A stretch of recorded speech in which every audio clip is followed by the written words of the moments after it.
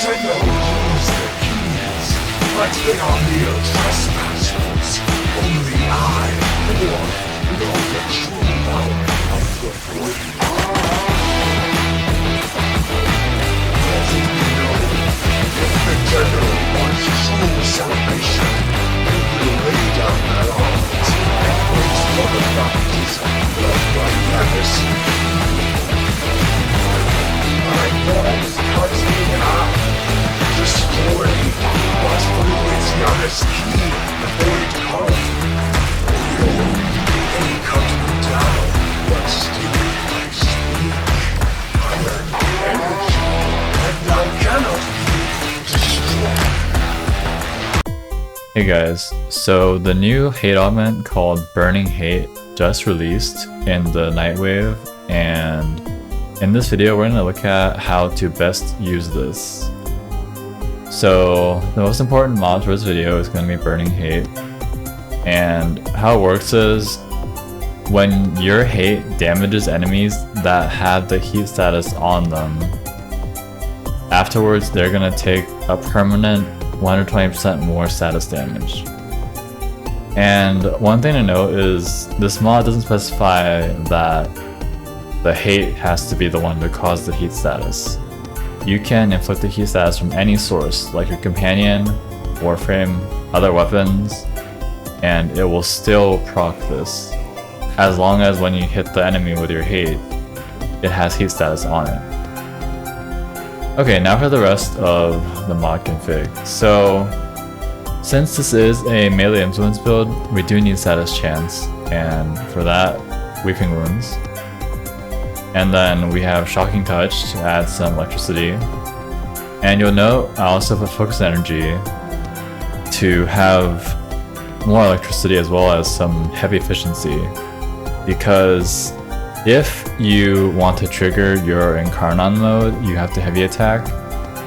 And while we can rely on Discipline's Merit for Tennokai only, it's still nice to have so you don't accidentally wipe out your full combo count when you try to trigger your Incarnon mode.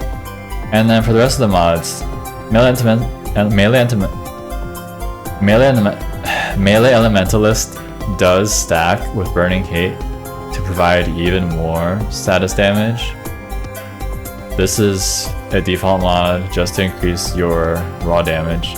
We're not going to use Condition Overload because we're going for a AoE melee influence build. If it was a single target build, I would use Condition Overload with this. Blood Rush is pretty normal. It stacks critical chance. You're going to be probably at 12 times com multiplier the whole time you're playing with this. So, Blood Rush, Weeping Wounds, very important. And then for the last slot, it's pretty flexible. My Ribbon gives critical damage, attack speed. If you don't have a ribbon like this, you could put something like Primed Fury, Berserker Fury, or depending on your preferences, you could even drop this and then put Viral using Prime Fever Strike and a cold mod. But I prefer to go for Pure Electric, and then if I wanted Viral, I would infuse Nourish on my Warframe. Now let's look at Ember. So, why Ember? Naturally, think back to what I was saying before. So, you don't need the heat procs to come from hate, and you can't mod the hate for heat if you want to melee influence. Because melee influence needs electricity, and if you mod for electric, and then put heat on it, you're gonna get radiation, and that won't work. So you have to do electric proc with your hate, so that's a non-negotiable. So it only makes sense. We're gonna kind of outsource the heat procs to our Warframe. And Ember is obviously the Warframe for heat. So I would normally use Growing Power here, but I wanted to help boost the hit a little bit and reduce the combo decay, so I used Swift Momentum. I have some mods for strength to increase the strength of the roar as well as the armor strip and the fireball damage on Inferno. I have this to make the duration on roar reasonable. If I wasn't using roar, I would probably not use duration. This is to help keep the energy pool reasonable so you can spam abilities. This is used to increase the fireball damage.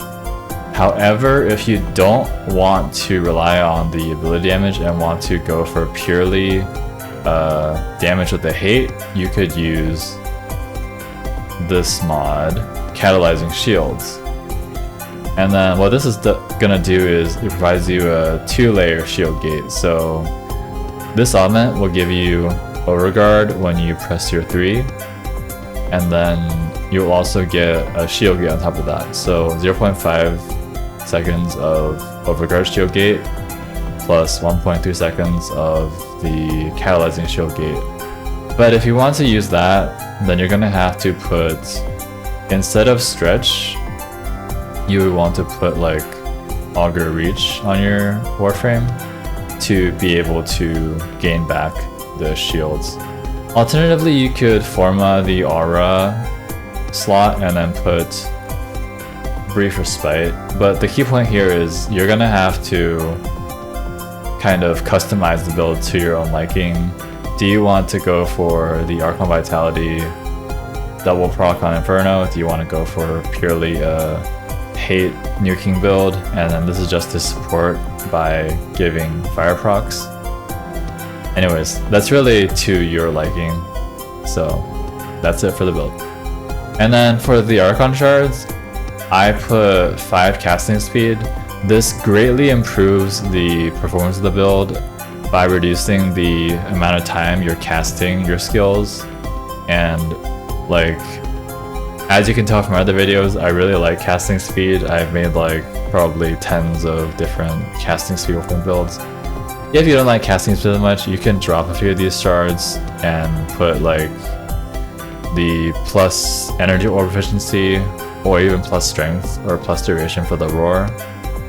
But I find personally that this is very helpful for just letting you move around more, spend more time killing stuff and less time locked in animations. And you're going to be casting a lot, which you'll see in my gameplay coming up next.